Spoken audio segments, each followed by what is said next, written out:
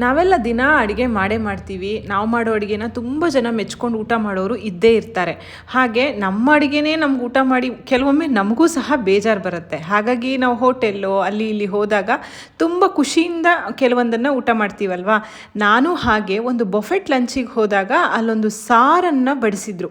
ತುಂಬ ರುಚಿಯಾಗಿತ್ತು. ನಾವು ಮಾಡುವಂತಹ ಮೆಣಸಿನ ಸಾರೇ, ಆದರೆ ಇದರಲ್ಲಿ ಏನೋ ಬೇರೆ ರುಚಿ ಇದೆಯಲ್ಲ, ಬೇರೆ ಥರ ಮಾಡಿದಾರಲ್ಲ ಅಂತ ನನಗೆ ಅನಿಸ್ತು. ಹಾಗಾಗಿ ಒಳಗೆ ಹೋಗಿ ರೆಸಿಪಿ ತಿಳಿದು ಇವತ್ತು ನಿಮ್ಮ ಜೊತೆ ಶೇರ್ ಮಾಡ್ತಾ ಇದ್ದೀನಿ. ಹಾಯ್ ಫ್ರೆಂಡ್ಸ್, ಎಲ್ಲರಿಗೂ ನಮಸ್ಕಾರ. ವೆಲ್ಕಮ್ ಟು ಸಂತೃಪ್ತಿ ಕಿಚನ್. ಚಳಿಗಾಲಕ್ಕೆ ರುಚಿಕರ ಮೆಣಸಿನ ಸಾರು, ಅದರ ಒಟ್ಟಿಗೆ ಒಂದು ಒಳ್ಳೆ ಆಲೂಗಡ್ಡೆ ಫ್ರೈ ಅಥವಾ ಆಲೂಗಡ್ಡೆ ಪಲ್ಯ ಮಾಡೋಣ. ಈ ಪಲ್ಯ ಅಂತೂ ನಮ್ಮ ಮನೇಲಿ ಮಕ್ಕಳಿಗೆ ಫೇವ್ರೇಟ್, ತುಂಬ ಇಷ್ಟ ಆಗುತ್ತೆ. ಮಾಡೋದು ಸಹ ತುಂಬ ಸುಲಭ. ಇವತ್ತು ಒಂದು ಸಿಂಪಲ್ ಹಾಗೆ ರುಚಿಕರವಾಗಿರುವಂತಹ ಲಂಚ್ ರೆಸಿಪಿಯೊಟ್ಟಿಗೆ ನಾನು ಬಂದಿದ್ದೇನೆ. ಮೊದಲಿಗೆ ಕುಕ್ಕರ್ಗೆ ಹೆಚ್ಚಿರುವಂತಹ 3 ಟೊಮೆಟೊ ಹಾಕ್ತಾಯಿದ್ದೀನಿ. ಜಜ್ಜಿರುವಂತಹ ಬೆಳ್ಳುಳ್ಳಿ ಹಾಕ್ತಾಯಿದ್ದೀನಿ. ಇದಕ್ಕೆ ಬೆಳ್ಳುಳ್ಳಿ ಹಾಕಬೇಕಾಗತ್ತೆ, ತಿನ್ನಲ್ಲ ಅಂದರೆ ನೀವು ಸ್ಕಿಪ್ ಮಾಡ್ಬೋದು. 3 ದೊಡ್ಡ ಚಮಚದಷ್ಟು ತೊಗರಿಬೇಳೆಯನ್ನು ಚೆನ್ನಾಗಿ ತೊಳೆದು ಅದನ್ನು ನೀರಿನ ಸಮೇತವಾಗಿ, ನೆನೆಸಿರೋ ನೀರಿನ ಸಮೇತವಾಗಿ ಹಾಕ್ತಾ ಇದ್ದೀನಿ. ಒಂದು ಅರ್ಧ ಚಮಚದಷ್ಟು ಅರಿಶಿಣ ಹಾಕ್ತಾ ಇದ್ದೀನಿ. ಒಂದು ಅರ್ಧ ಚಮಚ ಎಣ್ಣೆ ಹಾಕೋತಾ ಇದ್ದೀನಿ. ಮತ್ತು 1 ದೊಡ್ಡ ಕಪ್ಪಿನಷ್ಟು ನೀರು, ಬೇಳೆ ಬೇಯಿಸಲಿಕ್ಕೆ ಅವಶ್ಯಕತೆ ಇರುವಷ್ಟು ನೀರು. ಇಲ್ಲಿ 2 ಚಮಚ ಕಾಳುಮೆಣಸು, 1 ಚಮಚದಷ್ಟು ಜೀರಿಗೆಯನ್ನು ತರಿತರಿಯಾಗಿ ಕುಟಾಣಿಯಲ್ಲಿ ಪುಡಿ ಮಾಡಿಕೊಂಡು ಅದನ್ನು ಸಹ ಸೇರಿಸ್ಬಿಟ್ಟು ಕುಕ್ಕರ್ನಲ್ಲಿ ಒಂದು 2 ವಿಷಲ್ ಹೊಡೆಸ್ಕೊಳ್ತೀನಿ. ಇಲ್ಲಿ ಬೇಳೆ ಟೊಮ್ಯಾಟೊ ಎಲ್ಲ ಹದವಾಗಿ ಬೇಯಬೇಕು, ಚೆನ್ನಾಗಿ ಬೇಯಬೇಕು. ನೋಡಿ, ಬೆಂದ ಮೇಲೆ ಈ ರೀತಿ ಇದನ್ನು ಮ್ಯಾಶ್ ಮಾಡ್ಕೊತಾ ಇದ್ದೀನಿ. ಸ್ವಲ್ಪ ಚೆನ್ನಾಗಿ ಕರಗಿದ ಹಾಗೆ ಆದರೆ ಚೆನ್ನಾಗಾಗತ್ತೆ ಸಾರು. ಹಾಗಾಗಿ ಈಗ ಸಾರು ಮಾಡುವಂತಹ ಪಾತ್ರೆಗೆ ಬೇಯಿಸಿರುವಂತಹ ಬೇಳೆ ಮಿಶ್ರಣವನ್ನು ಹಾಕ್ಕೊಂಡು ಸಾಕಷ್ಟು ನೀರನ್ನು ಸೇರಿಸ್ಕೊಳ್ಳಿ. ಈ ಸಾರು ತೆಳುವಾಗಿರಬೇಕು, ಅಂತಂದರೆ ನಮಗೆ ಆ ಕುಡಿಯೋ ಅಂತಹ ಹದಕ್ಕೆ, ಈಗ ಲೋಟದಲ್ಲೆಲ್ಲ ಹಾಕ್ಕೊಂಡು ಸೂಪ್ ಥರ ಕುಡಿಯೋ ಹದದಲ್ಲಿ ಇರಬೇಕು. ಹಾಗಾಗಿ ನೀರನ್ನು ಸೇರಿಸ್ಕೊಂಡು ಇದಕ್ಕೊಂದು 2 ದೊಡ್ಡ ಚಮಚದಷ್ಟು ಹುಣಸೆ ಹಣ್ಣಿನ ರಸ ಹಾಕಿ ರುಚಿಗೆ ತಕ್ಕಷ್ಟು ಉಪ್ಪನ್ನು ಹಾಕಿ ಕುದಿಯೋದಕ್ಕೆ ಇಡ್ತೀನಿ. ತುಂಬ ಸುಲಭ ಇದು. ನಿಮ್ಗೆ ಅನ್ನಿಸ್ಬೋದು, ಅಯ್ಯೋ ನಾವು ಮಾಡೋ ಸಾರೇನೆ ಅಂತ. ಇಲ್ಲಿ ನಾವು ಬೆಳ್ಳುಳ್ಳಿಯನ್ನು ಬೇಯಿಸ್ಲಿಕ್ಕೆ ಹಾಕಿದ್ದೇವೆ, ಮತ್ತು ಕಾಳು ಮೆಣಸನ್ನು ಸಹ ಬೇಯಿಸ್ಲಿಕ್ಕೆ ಹಾಕಿದ್ದೇವೆ, ಪುಡಿಯನ್ನು ಅಲ್ವಾ. ಹಾಗಾಗಿ ಇದು ರುಚಿ ಬದಲಾಗಿರುತ್ತೆ. ಚೆನ್ನಾಗಿ ಕುದೀತಾ ಇದೆ ಅಂತನ್ನುವಾಗ ಸಣ್ಣದಾಗಿ ಹೆಚ್ಚಿರೋ ಕೊತ್ತಂಬರಿ, ಕರಿಬೇವಿನ ಸೊಪ್ಪನ್ನು ಹಾಕ್ಕೊಳ್ಳಿ. ನಂತರ ಫ್ಲೇಮನ್ನು ಆಫ್ ಮಾಡಿ ಒಂದು ಗಮ್ಮತ್ತಿನ ಒಗ್ಗರಣೆ. ಇಲ್ಲಿ ನಾನು ಒಗ್ಗರಣೆಯನ್ನು ತುಪ್ಪದಲ್ಲಿ ಕೊಟ್ಟಿದ್ದೇನೆ. ಸಾಸಿವೆ, ಬೆಳ್ಳುಳ್ಳಿ ಮತ್ತು ಒಣಮೆಣಸಿನಕಾಯಿ ಇದಿಷ್ಟನ್ನು ತುಪ್ಪದಲ್ಲಿ ಒಗ್ಗಿಸ್ಕೊಂಡು ಒಗ್ಗರಣೆಯನ್ನು ಸಾರಿಗೆ ಕೊಟ್ಟು ಮಿಕ್ಸ್ ಮಾಡಿದ್ರೆ ರುಚಿಯಾಗಿರುವ ಮೆಣಸಿನ ಸಾರು ತಯಾರು. ಬರೀ ಸಾರು ಊಟ ಮಾಡೋಕ್ಕಾಗತ್ತಾ? ಅದ್ರ ಜೊತೆ ಒಂದು ಪಲ್ಯ ಇದ್ದರೆ ಎಷ್ಟು ಚೆನ್ನಾಗಿರುತ್ತಲ್ಲ. ಇದು ನನಗೆ ಆಗಲೇ ಹೇಳಿದಾಗೆ ನಮ್ಮ ಮನೇಲಿ ಎಲ್ಲರಿಗೂ ತುಂಬ ಇಷ್ಟ. ಇದನ್ನು ಮಾಡಲಿಕ್ಕೆ ಬಾಣಲೆಗೆ 2 ಚಮಚದಷ್ಟು ತೆಂಗಿನೆಣ್ಣೆ ಹಾಕಿದ್ದೇನೆ. ನೀವು ತೆಂಗಿನೆಣ್ಣೆ ಬದಲಾಗಿ ಬೇರೆ ಎಣ್ಣೆ ಹಾಕ್ಕೋಬೋದು.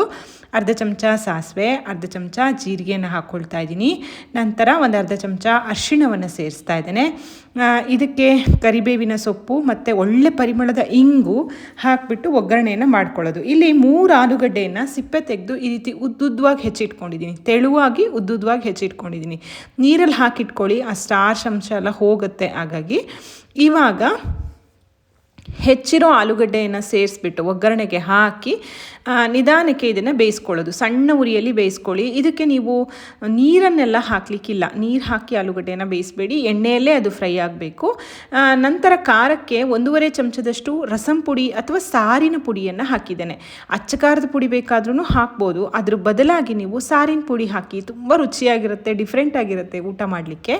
1.5 ಚಮಚದಷ್ಟು ಸಾರಿನ ಪುಡಿಯನ್ನು ಸೇರಿಸಿ ಚೆನ್ನಾಗಿ ಇದನ್ನು ಮಿಕ್ಸ್ ಮಾಡೋದು. ನಾನು ಆಗಲೇ ಹೇಳಿದ ಹಾಗೆ ಇದನ್ನು ನೀರು ಹಾಕಿ ಬೇಯಿಸಬೇಡಿ, ಒಗ್ಗರಣೆಯಲ್ಲೇ ಸಣ್ಣ ಉರಿಯಲ್ಲಿ ಆವಾಗವಾಗ ಕೈ ಆಡಿಸ್ತಾ ಇದನ್ನು ಬೇಯಿಸ್ಕೊಳ್ಳಿ, ಇಲ್ಲಾಂದರೆ ತಳ ಹಿಡಿದ್ಬಿಡುತ್ತೆ. ಆಲೂಗಡ್ಡೆ ಸಹ ತುಂಬ ಮೆದುವಾಗಿ ಬೇಯಬಾರ್ದು, ಸ್ವಲ್ಪ ಕ್ರಂಚಿಯಾಗಿಯೇ ಬಿಡಿ ಬಿಡಿಯಾಗಿ ಇರಬೇಕು, ಒಂದಕ್ಕೊಂದು ಅಂಟು ಬಿಡುತ್ತಲ್ಲ, ಹಾಗಾಗಬಾರ್ದು. ನಂತರ ಇದಕ್ಕೆ ರುಚಿಗೆ ತಕ್ಕಷ್ಟು ಉಪ್ಪನ್ನು ಸೇರಿಸಿ ಕ್ಲೋಸ್ ಮಾಡಿ ಇದನ್ನು ಸಣ್ಣ ಉರಿಯಲ್ಲಿ ನಾನು ಬೇಯಿಸ್ಕೊಳ್ತೀನಿ.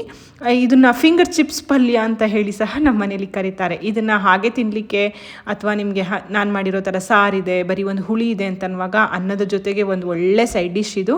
ನೋಡಿ, ಇವಾಗ ಆಲೂಗಡ್ಡೆ ಹೋಳುಗಳು ಚೆನ್ನಾಗಿ ಬೆಂದಿದೆ. ಈ ರೀತಿ ಸ್ವಲ್ಪ ಗಟ್ಟಿಯಾಗಿದೆ, ಆದ್ರೂ ಇದು ಚೆನ್ನಾಗೇ ಬೆಂದಿದೆ. ಇಷ್ಟ ಆದಮೇಲೆ ಫ್ಲೇಮನ್ನು ಆಫ್ ಮಾಡಿ ಸಣ್ಣದಾಗಿ ಹೆಚ್ಚಿರುವಂತಹ ಕೊತ್ತಂಬರಿ ಸೊಪ್ಪನ್ನು ಹಾಕಿದ್ರೆ ರುಚಿಯಾಗಿರುವಂತಹ ಆಲೂ ಫ್ರೈ ಅಥವಾ ಆಲೂಗಡ್ಡೆ ಪಲ್ಯ ತಯಾರಾಯಿತು.